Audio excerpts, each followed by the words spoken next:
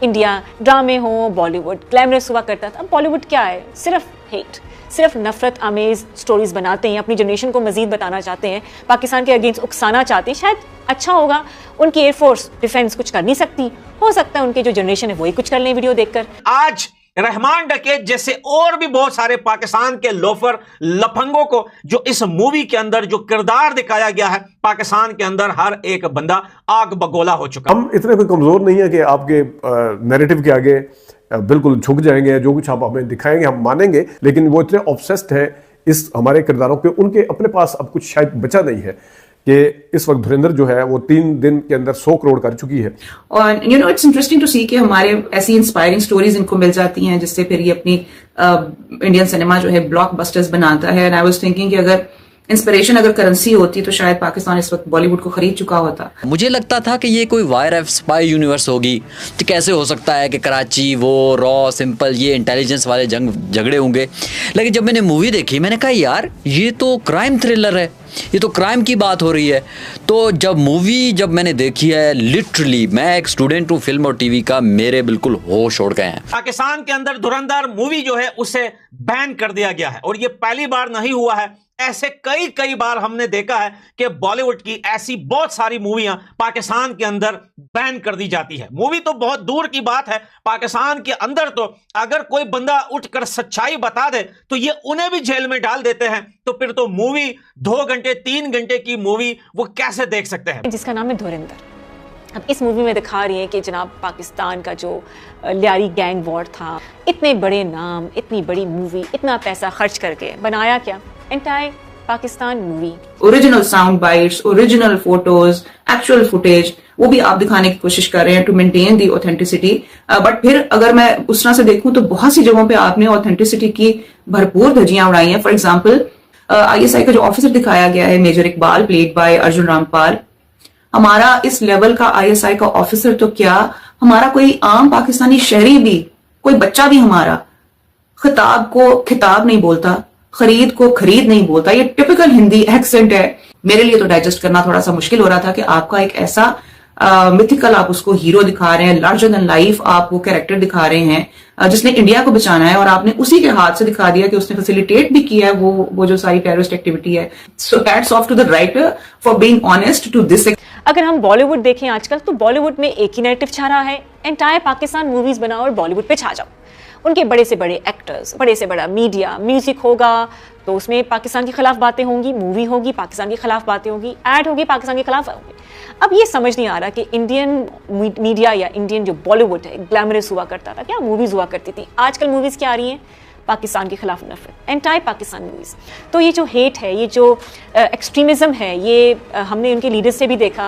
अगर हम बीजेपी की बात करें तो वो कौन से दूर हैं, वो भी जब भी बात करते हैं पाकिस्तान के खिलाफ गलत उल्टी ही उनकी कहते हैं ना कि मुंह से निकलती है पाकिस्तान को देखकर। तो ये चीज़ें हम खुद देखते हैं, फिर हम ये मूवीज़ देख रहे हैं, अभिनंदन, धुरंधर, ये वो मूवीज़ हैं जो पाकिस्तान के अगेंस्ट एजेंडे पे काम कर रही हैं। ये स्क्रिप्टेड नज़र नहीं आती है, प्रॉपर एजेंडा नज़र आता है, एजेंडा बेस्ड मूवीज़ हैं ये। आप पाकिस्तान को किस तरह बदनाम किया जाए, जंग तो हार गए, जहाज़ भी गिर गए, इंटरनेशनल मीडिया पे बेइज्जती भी हो गई, डोनाल्ड ट्रंप ने भी 3 बातें सुनाकर 10 और लगा दी। इंडिया को समझ नहीं आ रहा। बॉलीवुड जब हमें अब रियलाइज़ हो गया है कि जो बॉलीवुड है वो बैक्ड बाय पॉलिटिकल एजेंडा है, क्योंकि इसके अलावा बॉलीवुड के पास अब और कहानियां नहीं रही।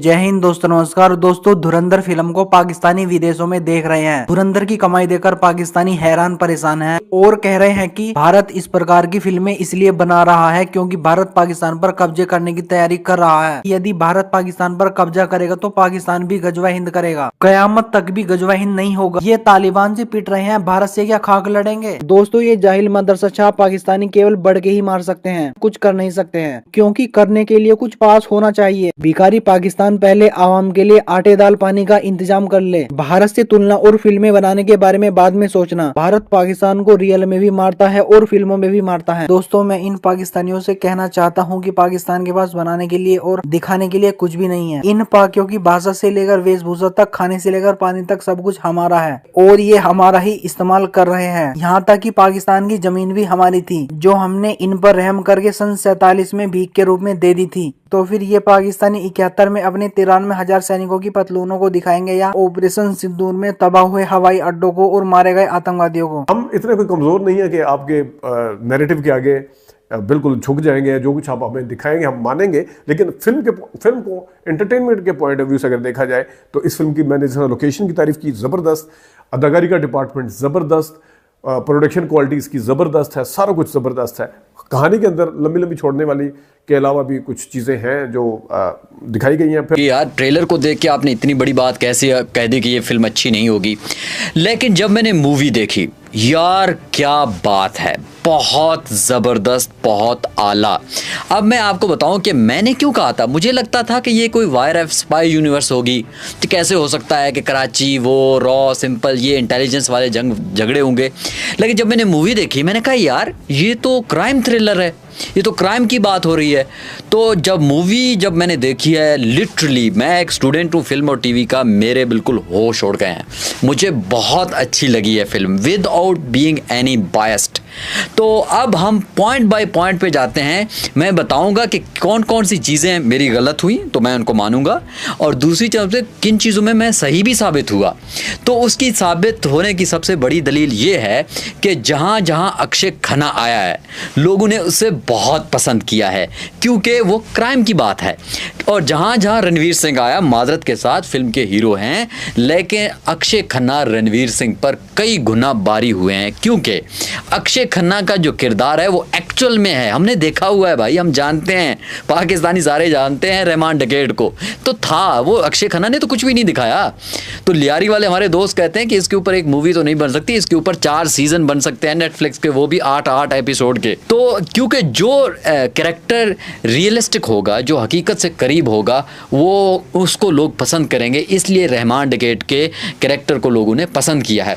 सो बहरहाल अब जाते हैं पॉइंट बाय पॉइंट, मैं आपके सामने बताऊंगा कि इस फिल्म में क्या है जो डिफरेंट है, जिन्होंने हकीकत में अच्छी फिल्म बनाई है, और उसके बाद मैं बताऊंगा किन किन पॉइंट्स के ऊपर इस मूवी में के नेगेटिव भी थोड़े से चीज़ें हैं। तो हमारी इस वीडियो को एंड तक देखिएगा, ये एक ऑनेस्ट रिव्यू है, किसी भी न तो किसी स्टार का मैं फ़ैन हूँ और ना ही किसी के खिलाफ हूँ, मैं करूँगा ऑनेस्ट रिव्यू। इस मूवी की सबसे बेहतरीन बात मुझे लगी है भाई, जो इसके डायरेक्टर ने, उसने पूरी लियारी को दिखाया है। मैं हैरान इसलिए हुआ, मैंने कहा यार बॉलीवुड का एक डायरेक्टर कैसे आप पूरे लियारी को दिखा सकते हैं। एग्जैक्टली मैं लिटरली अपने दोस्तों से डिस्कस कर रहा था, पूरे लियारी को उसी तरह से दिखाया जो 90s में था, अर्ली 2000 में, और उसके गली कूचे, कौन सा कैरेक्टर कहाँ पे, कौन सी लाइफ थी, और छोटी छोटी चीज़ें, रक्षों के ऊपर इमरान खान की तस्वीर, बहुत ज़बरदस्त। मतलब इतनी कोई रिसर्च टीम जो भी होगी भाई, बहुत शानदार काम किया है कि एक्चुअल में लियारी आपको फील नहीं होता कि आप लियारी नहीं देख रहे हैं, और आपको लगता है कि एक पाकिस्तानी डायरेक्टर या पाकिस्तान के तवज्जो से आप उसको देख रहे हैं। तो सबसे जो इम्पॉर्टेंट मुझे लगी है जिस तरह रियलिस्टिकली दिखाया गया, एक तो लियारी को एज ए पूरे सिनेरियो के तौर पर, और दूसरी बात है उस इरा को, उन कैरेक्टर्स को, उन हालात को, लोगों की साइकोलॉजी को, लोगों को बहुत शानदार, और ख़ास तौर पर बलोच कम्युनिटी को और उनके रहन सहन को, उनके तौर तरीक़ों को, और जिस तरह का जो कल्चर वहाँ पर रहा है, जिस तरह से उसको दिखाया है, मैं कहता हूँ ये रियलिस्टिक है और हकीकत के 90%